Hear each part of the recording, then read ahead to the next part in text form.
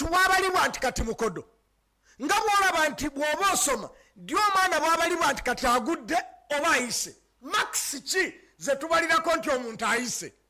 Kati olwaleero twagala tugende mu folosofe w'obusiraamu okutegeera omusajja ddi lwe tumubala nti mukodo.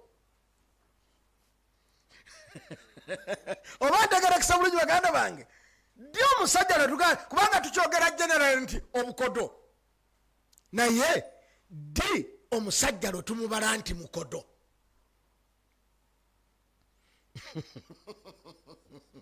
kikiseka kagendo nga musese agambye eki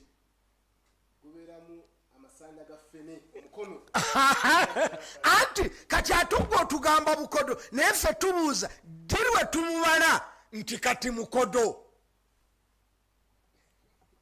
buli kumma kwonna kubeera abemukodo waliwo certain point gye tutuukako ntugaa nti oyo omwami kati ayingidde mu bakodo. gye twagala tutegeere tujja kwanguyibwa okutambula bulungi mu bulamu bwaffe obw'omu maka. baganda bange mu folosofe abantu bakubagana empawa nga bagamba nti omuntu ddi bwe tumubala nti mukodo. naye bwogenda okuzinga ebintu byabwe byonna bitegeeza kino nti omuntu yenna omukodo yoyo atawa wateekwa kuweera. nga bwolaba nti afulumya watateekwa kufulumiza abeera budiibuuzi. formula etegerekese. The formula is omuntu yenna afulumya ensimbi watateekwa kuzifulumiza tuba tumubala nti muki mudiibuuzi. na bwe kityo omuntu yenna agaana okufulumya ensimbi wateekwa okuzifulumiza tumubala nti mukodo. kakati baganda bange nga bw'otunulya definition eyo ey'obukodo ekukakasiza ddala nti si buli musajja mu maka nti abeera mukodo bw'aba tafulumizza. kubanga omukyala ayinza okuba ayagala nfulumye we siteekwa kukola ki kufulumiza. oba ntegerekese bulungi baganda bange. ate bwe mumma ye n'alowooza nti ndi mukodo.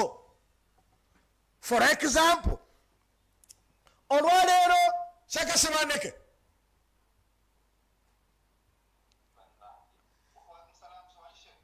tondaba nti ndi mu uniform nva ku mulimu.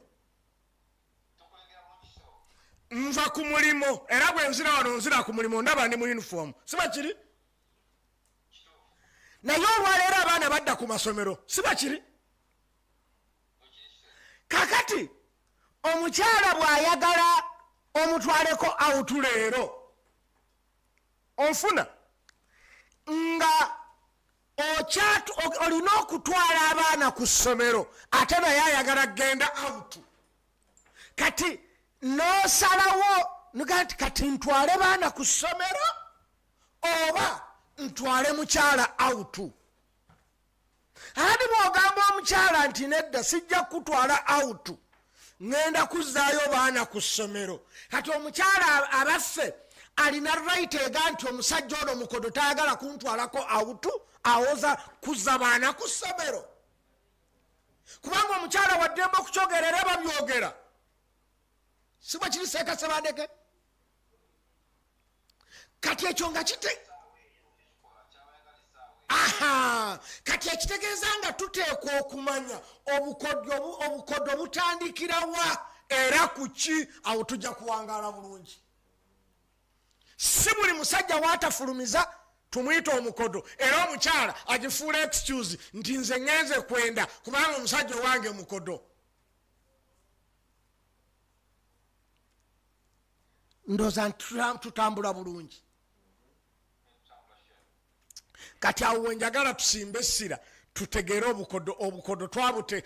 obukodo kitegeeza obutafulumiza awo wooteekwa okufulumiza. ng'okufulumiza wootateekwa kufulumiza bwe tukiyita okudiibuuda. Muntu bw'ofulumya ssente ng'obadde teweetaaga kuzifulumyawo tugamba nti kulwaki odiibuudde ensimbi. Kati nabwe ekityo bw'ogaana okuwaayo awo wooteekwa okuwaayo nga tugamba nti oli mukodo. Oba kitegerekese Ssekasebandeke bulungi nnyo.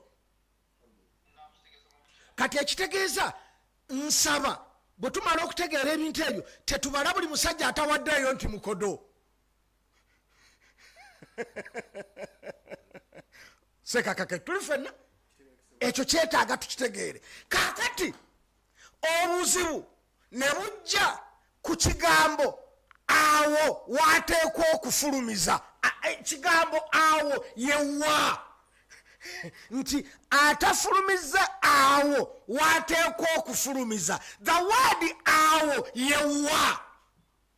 Wanga bwoga nti atafulumiza awo waateekwa okufulumiza ekitegeeza waliwo awo we twagala afulumize.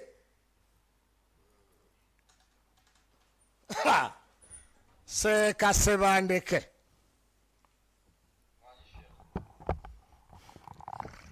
abantu abanondera topic eno nsaba tebaddayo kulondera muntu topic.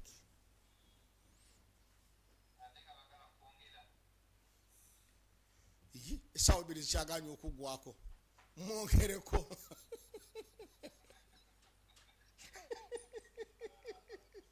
Kubanga wallahi waliwo ebigambo bye naali suubidde nti senga tiyali topic eno saali byogedde naalifudde nabyo. Kwegamba nga naabisomesezaawo tiwali. So mwebale nnyo okulonda topic eno kubanga njagala mbabuulire senga topic eno tugitegeera okuva gye twatandikira okusoma obufumbo mpaka we tunaakoma bangi tujja kusevinga obufumbo bwaffe.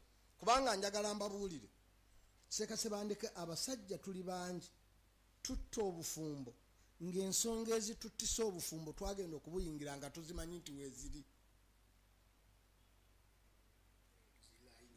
Ntegerekese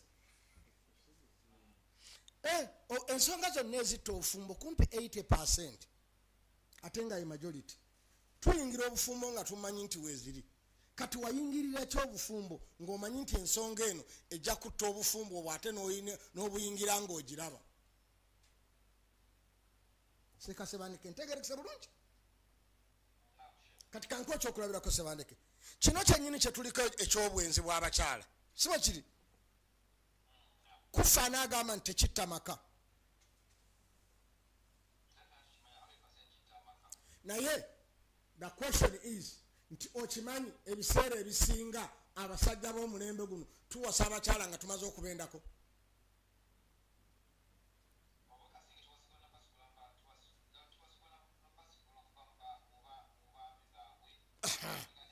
Ati omukyala gw'omaze okwendako nga mu kumwendako era wasanze si muto n'omwendako kati okakasiza ddala nti omukyala gw'otwala eka mwenzi era ekikulaga nti mwenzi yakwenze nako. Kale eri bwalisuubira nti yawuga yalinnya omutwe omuti yavuga eggaali nemwono naye ojja gwe wennyini n'omukozesa mu by'obufumbo nga tomuwasanga n'okakasa nti mwenzi naye n'akakasa nti oli mwenzi era omwenzeeko.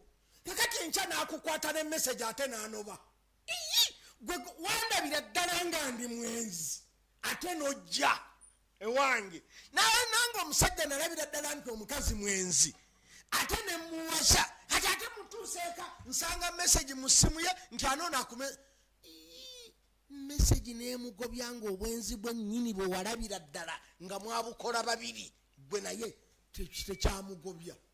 Muleke kutulimba baganda bange tusome obufumbo tubutegeere wala ng'okimanyi nti asobola okwenda naawe wantwala ng'okimanyi nti nsobola okwenda ntuuka eka nenyenda ate noonoba gamba